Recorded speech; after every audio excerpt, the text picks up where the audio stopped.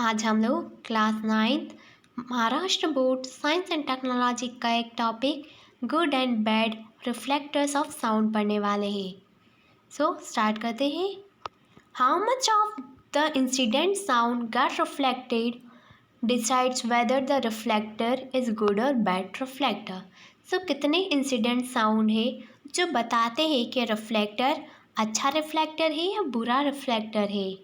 A heart on the flat surface is a good reflector, while the cloth, paper, curtains, carpet, furniture absorb the sound instead of reflecting it. ये जो hard और flat surface है वो बहुत ही अच्छे reflector होते हैं, लेकिन जो पेपर है, क्लॉथ है, कर्टन्स है, ये सब बैड रिफ्लेक्टर रहेंगे क्योंकि ये सब साउंड को एब्जॉर्व कर लेंगे, रिफ्लेक्ट नहीं करेंगे, इसलिए इन्हें बैड रिफ्लेक्टर ऑफ साउंड बोला जाता है। Use your brain power in the above activity. What will happen if you lift one of the tube of some height. क्या होगा एक्टिविटी में अगर आप कोई सी भी एक ट्यूब को किसी हाइट पर लिफ्ट कर दोगे।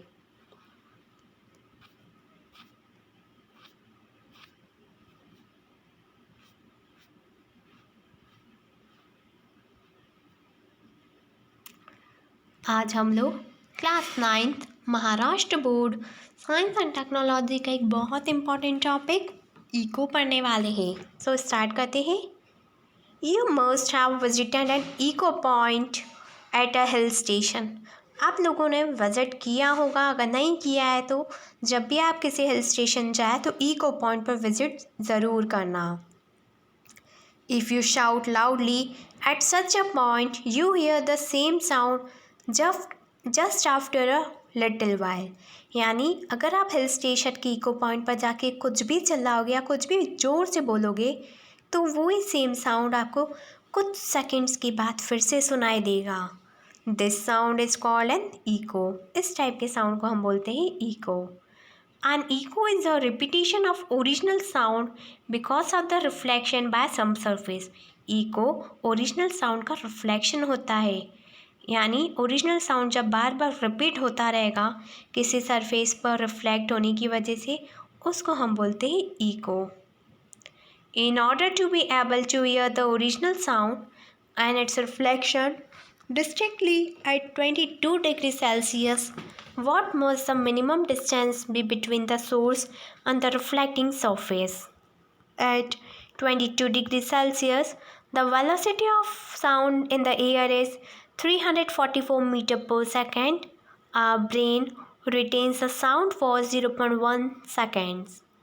Thus, for us to be able to hear a sound distinct echo, the sound should take more than 0.1 after starting from the source to get reflected and come back to us.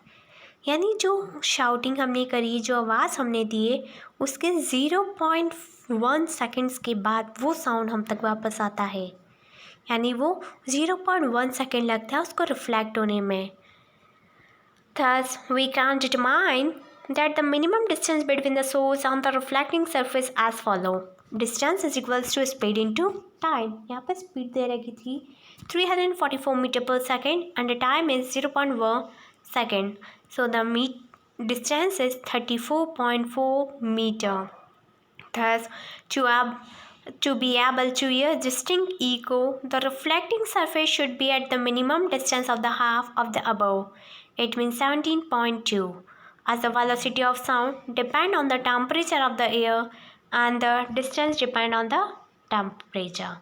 यानी किसी भी sound की जो velocity है वो depend करती है कि वहाँ एयर का क्या टेम्परेचर है और डिस्टेंस किस पर डिपेंड करती है।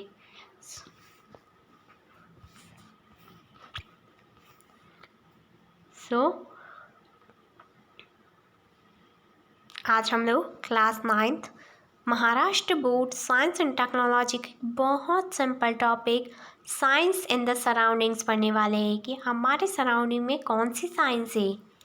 Echo can be heard multiple time due to the continuous or the multiple reflection. Echo हमें कई बार सुनाई में देता है अगर हम कंटिन्यूसली वो चीज़ रिफ्लेक्ट हो रही हो, मल्टीपल टाइम्स रिफ्लेक्ट हो रही हो तो। The Gol Ghumat at Vijaypur in Karnataka is an excellent example of this. ये जो दे रखा है पिक्चर में गोल घुमट जो कि विजयपुर कर्नाटक में है, ये उसका एक बहुत ही बेस्ट एग्जाम्पल है।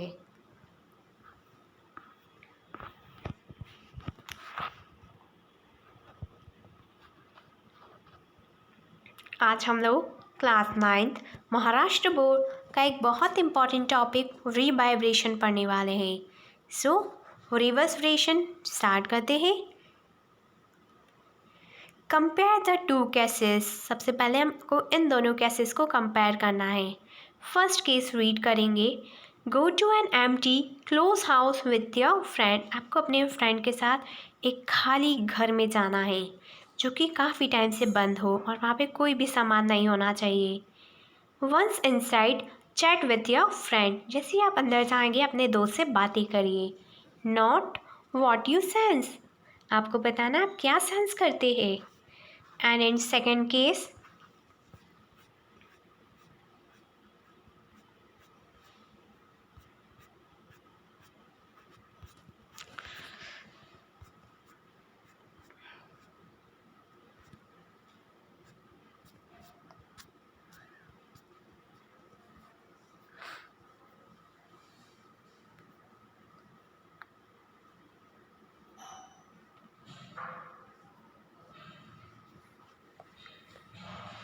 और सेकंड केस में हमको बताना है close the door and Windows of your house.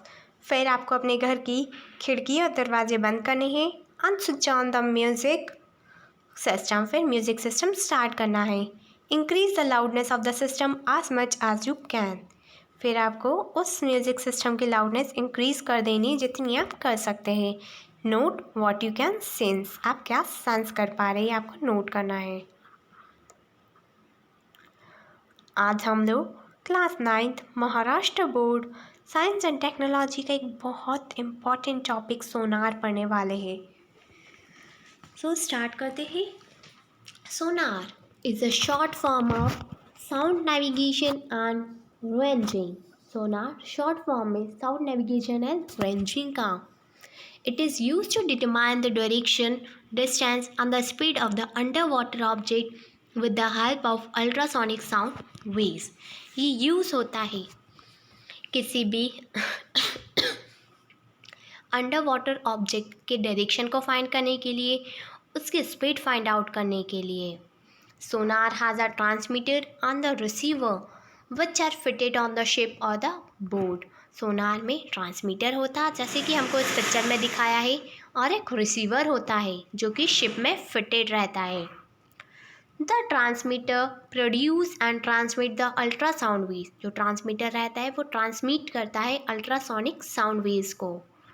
This waves travel through the water, strikes the under water object and get reflected to them. ये जो वेव्स है ट्रैवल करती है वाटर में, फिर अंडर वाटर ऑब्जेक्ट, अगर कोई भी ऑब्जेक्ट है पानी के नीचे, उस पर रिफ्लेक्ट होती है, स्ट्राइक करती है और फिर वापस रिफ्लेक्ट हो जाती है। The reflected waves are received by the receiver on the ship. जो रिफ्लेक्टेड वेव्स है वो रिसीवर को रिसीव हो जाती है जो शिप पर है। The receivers convert the ultrasonic sound into the electrical signal and these signals are properly interpreted. The time difference between the transmission and the reception is noted. The time and the velocity of the sound in water give the distance from the shape of the object which reflects the sound. Sonar is used to determine the depth of the sea. Sonar is used to search the underwater hills, valleys, submarine, iceberg, sunken ships, etc.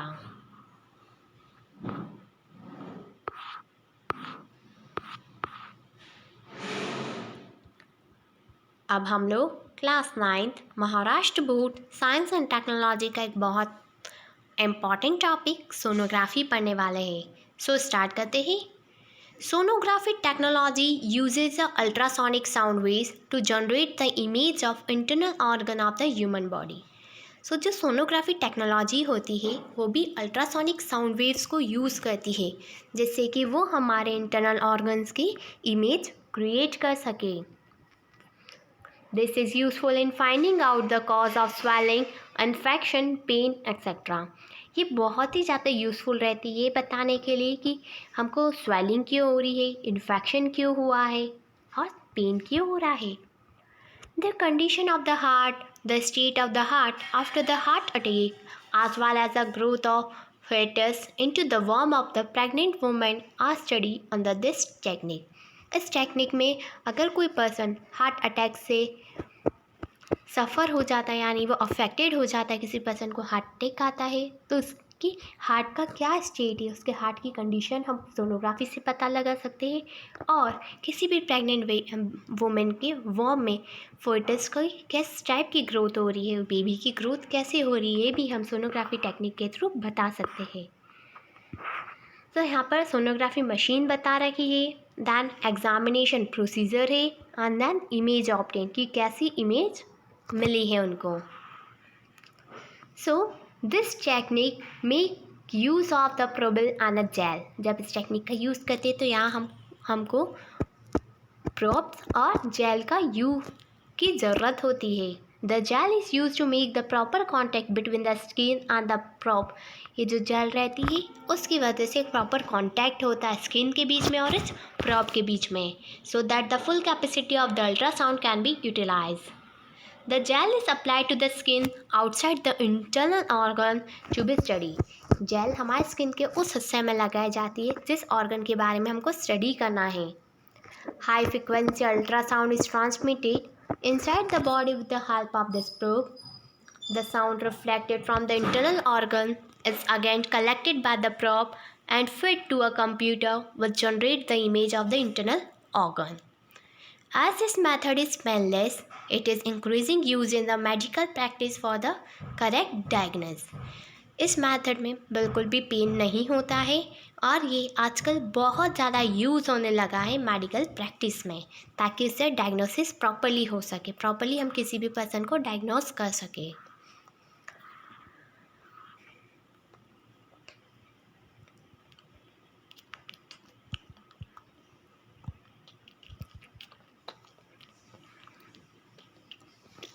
आज हम लोग class 9th Maharashtra board science and technology का एक बहुत important topic human ear पढ़ने वाले हैं। सो start करते ही। ये is the structure of human ear. यहाँ पर ह्यूमन ईयर का स्ट्रक्चर दे रखा है, which consist of auditory canal, outer ear which is also known as pinna, tympanic cavity, ear drum, middle ear, eustachian tube, inner ear, steps, semicircular canals and the chain of 3 bones. So ये complete structure है हमारे year का। The ear is an important organ of human body. हमारे जो कान है हमारे human body के बहुत ही important organ है। We hear the sound because of our ear. हम कान की वजह से ही किसी साउंड को सुन सकते हैं। When the sound waves falls on the eardrums, it vibrates. जब कोई भी साउंड वेव्स हमारे ईयर ड्रम में जाती है तो ईयर ड्रम वाइब्रेट करने लग जाता है। This vibration are converted into the electrical signal would travel to the brain through nerve. ये जो वाइब्रेशन है वो कन्वर्ट हो जाता है इलेक्ट्रिकल सिग्नल में, जो कि नर्व्स के थ्रू हमारे ब्रेन में जाता है। The ear can be divided into 3 parts. First है outer ear, middle ear and the inner ear. So first हम पढ़ेंगे outer ear. Outer ear is also known as pinna. The outer ear collects the sound waves, passes them through a tube to a cavity on the middle ear. Its peculiar funnel-like shape helps to collect and pass the sound into the middle ear. यानी outer ear sound को collect करता है और उसको पास कर देता है middle ear में। Next is middle ear. There is a thin membrane in the cavity of the middle ear called the eardrum. यानी हमारे मिडिल ईयर में एक पतली सी membrane होती है जिसको हम बोलते हैं eardrum. When a compression in the sound wave reaches the eardrum, the pressure outside it increases and get pushes inward.